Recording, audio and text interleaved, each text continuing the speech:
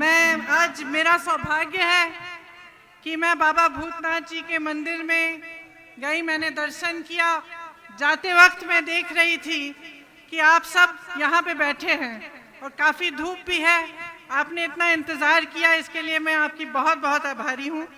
भूपेश बघेल जी, प्रतिभा सिंह जी, मुकेश अग्निहोत्री जी, सुखविंदर सिंह सुक्खू जी, प्रताप सिंह बाजवा जी, श्री कौल सिंह ठाकुर जी, श्री सोहन लाल जी, प्रकाश चौधरी जी, चंपा ठाकुर जी, चेतन ठाकुर जी, चंद्रशेखर जी, पवन ठाकुर जी, सुरेंद्र ठाकुर जी, नरेश चौहान जी, महेश राज जी और यहाँ पर उपस्थित तमाम कांग्रेस के नेतागण, वरिष्ठ नेता और आप सब कार्यकर्तागण, आप सबका इस सभा में बहुत बहुत स्वागत।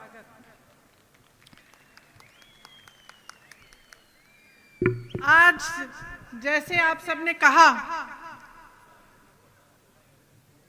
हम दो महापुरुषों की याद करते हैं। सरदार पटेल जी, जिनका आज जन्मदिन था, जिन्होंने देश को जोड़ने के लिए, अपने कर्तव्य को निभाने के लिए दिन रात एक किया।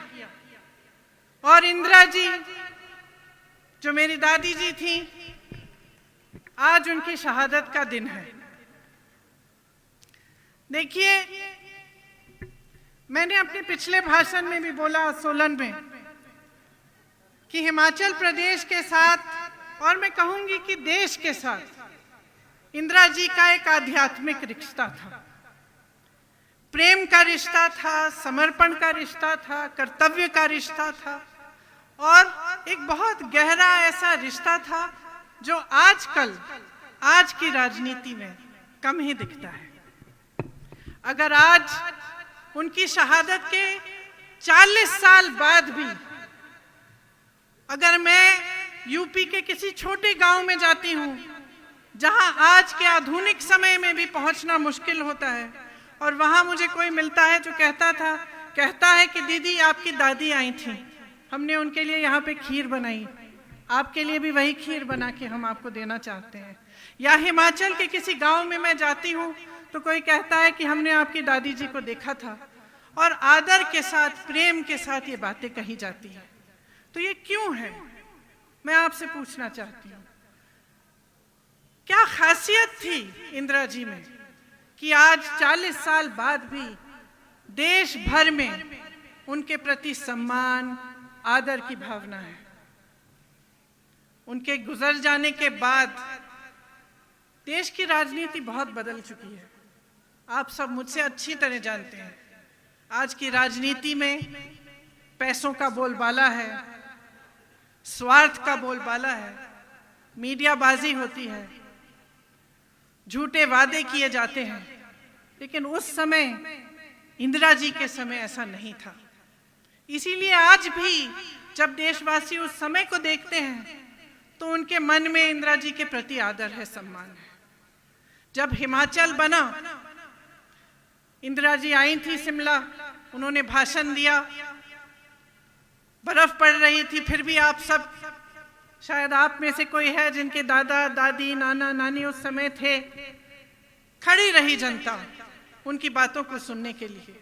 जो विश्वास उनके बीच और जनता के बीच में था वो टूटा नहीं। उस समय शायद आप जानते नहीं होंगे, लेकिन देश में माहौल ये था कि लोग कह रहे थे कि ये प्रदेश बना रहे हैं, ये प्रदेश चल नहीं पाएगा, चलाने के लिए पैसा नहीं है, ये इंदिरा जी गलत कर रही हैं। लेकिन इंदिरा जी का विश्वास था आप पर। वो जानती थी कि हिमाचल प्रदेश को हिमाचल की जनता बनाएगी। आप सब बैठ सकते हैं, मुझे समय लगेगा। बैठ जाइए, नहीं बैठ जाइए, बैठ जाइए, आप भी बैठ जाइए जी। तो इंदिरा जी को पूरा विश्वास था कि आप ही हिमाचल प्रदेश को बनाएंगे। उस समय परमार जी मुख्यमंत्री बने और उन्होंने आपके लिए काम करके दिखाया। उसके बाद वीरभद्र सिंह जी भी आए, तमाम कांग्रेस के मुख्यमंत्री आए, आपने देखा कि काम क्या क्या हुआ। यहाँ हिमाचल को बनाने वाले हिमाचल के किसान, हिमाचल के कर्मचारी, हिमाचल के युवा जो सेना पे हमारे लिए खड़े होकर अपनी जान पर खेलते हैं, उन सब ने हिमाचल को बनाया। तो जब चुनाव आता है तो आपको कहा जाता है कि यहाँ की परंपरा बदलिए। अब देखिए, ये सांस्कृतिक और सामाजिक परंपराओं का प्रदेश है, उसी की भूमि है। मैं जानती हूँ मंडी में शिवरात्रि का 7 दिन का उत्सव होता है, कुल्लू में दशहरे की परंपरा है, नाटी लोक नृत्य की परंपरा है, देश के प्रति समर्पण की परंपरा है। यहाँ के युवा, जैसे मैंने कहा, सेना में भर्ती होते हैं, देश की रखवाली करते हैं। यहाँ के कर्मचारी देश के लिए दिन रात एक करते हैं, सेवा करते हैं, मेहनत करते हैं। यहाँ की परंपरा ये भी है कि पढ़ लिख कर आगे बढ़ते हैं लोग, कुछ बनाते हैं अपने जीवन का। आप खुददार लोग हो, आपने ये प्रदेश बनाया है, आपको गर्व होना चाहिए इस प्रदेश पर और अपनी परंपराओं पर। जब आपको कहा जाता है कि परंपरा बदलिए, तो मैं इससे सहमत नहीं हूं। और इसकी एक वजह है, मैंने आपसे कहा कि आज की राजनीति बदल चुकी है। आज की राजनीति में स्वार्थ बहुत देखा जाता है। कई नेता ऐसे होते हैं जो आपके सामने आकर कुछ बोल देते हैं, लेकिन उसका कुछ मायना नहीं होता। और ये जो परंपरा आपने बनाई है ना कि हर 5 साल सरकार बदले, इससे नेता सीखता है, इससे नेता को समझ में आता है कि मेरे 5 साल हैं, या तो मैं करके दिखाऊं या मुझे खदेड़ा जाएगा। और ये एक बहुत अच्छी परंपरा है बहनों और भाइयों, इसको मत बदलो, नुकसान आप ही का होगा। और मैं कहना चाहती हूं कि आपकी भी परंपरा है पुरानी। 1862 में भी यहाँ पे एक वजीर होते थे, नरोत्तम, उनका शासन था, बहुत लगान वसूलते थे, जनता का हक मारते थे, मदद नहीं करते थे जब कोई दुखी होता था, संकट आता था किसी पे। आपने उनको उस समय हटा दिया। तो आज की राजनीति में तो और भी महत्वपूर्ण बात है कि आप अपने अनुभव पर चलिए, आप सोच समझकर अपना वोट डालिए। आप ही देखिए कि 5 सालों में आपके लिए किया क्या। हाँ, ये सच है कि बड़े बड़े नेता हिमाचल के हैं, लेकिन उन्होंने अपने लिए किया कि आपके लिए किया। यहाँ के मुख्यमंत्री हैं, क्या किया है इस पूरे जिले के लिए? शायद अपने दायरे में, अपनी विधानसभा में काम किया, उसके बाहर क्या किया? यहाँ के युवाओं की क्या स्थिति है? क्या रोजगार बने हैं?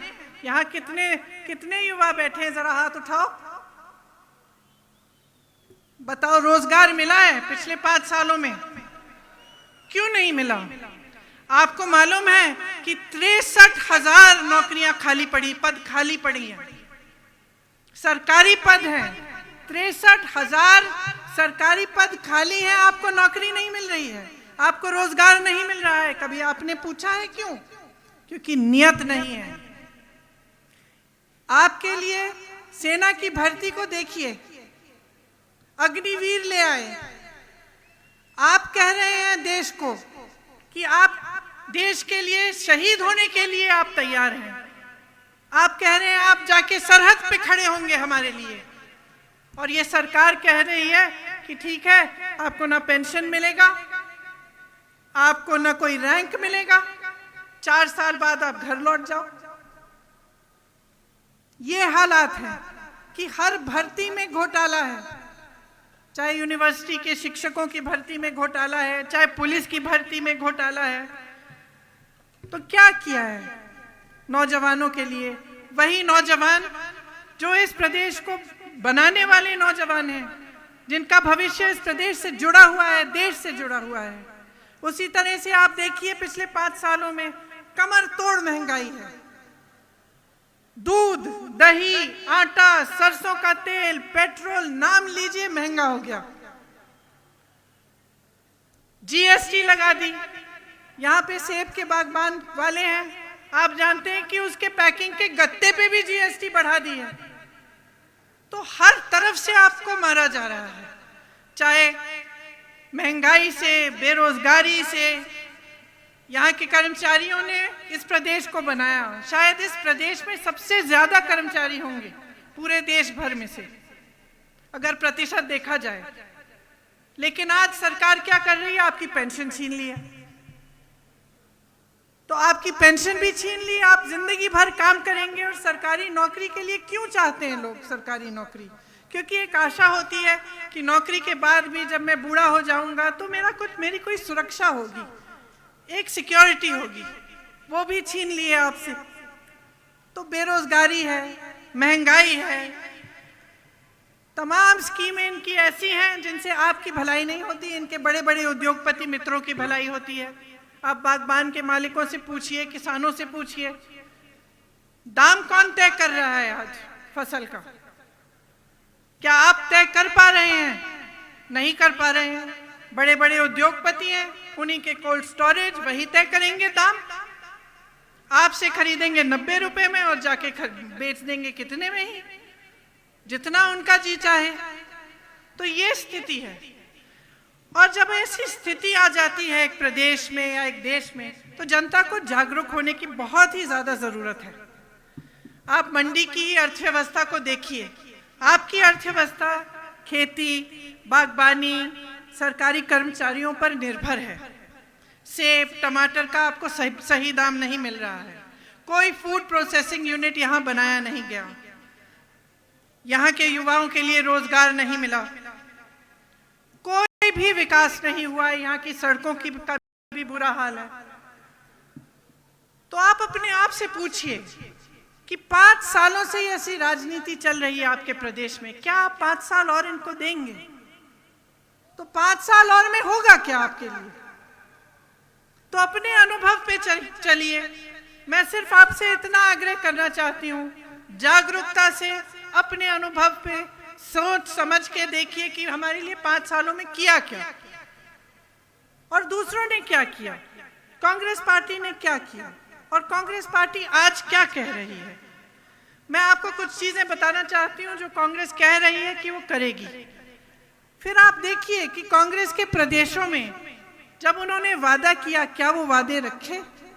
क्या जब कांग्रेस के प्रधानमंत्री आए उन्होंने वादा किया कि किसानों का कर्ज माफ होगा, तो क्या किया कि नहीं किया? किया ना। बघेल जी बता रहे थे कि अपने प्रदेश में जब ऐसा वादा किया तो सरकार बनते ही 3 घंटे बाद उन्होंने ये काम करना शुरू कर लिया। आज हिमाचल में हम कह रहे हैं कि जब मंत्रिमंडल पहली बार मिलेगा, अगर हमारी सरकार बनेगी, उसी मीटिंग में ये घोषणा आएगी उस मीटिंग में से निकलकर कि पुरानी पेंशन आपको वापस मिलेगी। हम कह रहे हैं कि ये जो 63,000 खाली पद हैं इनको भरा जाएगा। इससे ज्यादा आपको 1 लाख रोजगार आपको उसी कैबिनेट मीटिंग में तय होके उस दिन से मिलना शुरू होगा। 5 सालों में हम कह रहे हैं कि कम से कम 5 लाख रोजगार हम बना के दिखाएंगे। जो मेरे युवा मित्र हैं यहाँ, आप सब जिन्होंने हाथ उठाया, 680 करोड़ का एक स्टार्टअप फंड बनाएंगे जिसमें 0% ब्याज पे आपको मदद मिलेगी। आप अपना छोटा कारोबार बनाना चाहते हैं, बिजनेस बनाना चाहते हैं, आपको पैसे मिलेंगे और एकदम 0% ब्याज मिलेगा उस पर, ताकि आप अपने पैरों पे खड़े हो सके। हर गांव में हम मोबाइल क्लिनिक बनाना चाहते हैं। आपको मालूम होगा कि वीरभद्र सिंह जी के समय में कितने आपके जो प्राइमरी हेल्थ केयर सेंटर हैं वो बने थे, लेकिन आज के दिन वो ठीक तरह से चल नहीं रहे हैं। हम चाहते हैं कि इनको फिर से अच्छी तरह से चलाया जाए और हर गांव तक मोबाइल क्लिनिक जाए। हर विधानसभा में हम 4 अंग्रेजी के मीडियम स्कूल बनाना चाहते हैं। तो आप ही देखिए, ये तो कुछ ही चीजें हैं। हमारे घोषणा पत्र में बहुत ऐसी चीजें हैं जो हम आपकी भलाई के लिए करना चाहते हैं। आप अपना अनुभव देखिए। कांग्रेस ने मंडी में IIT बनाई, 24 घंटे पानी को उपलब्ध किया, सुअरेज सिस्टम बनाया, सचिवालय बनाया, शासन प्रशासन के लिए मंडी में एक सेंट्रल जोन बनाया।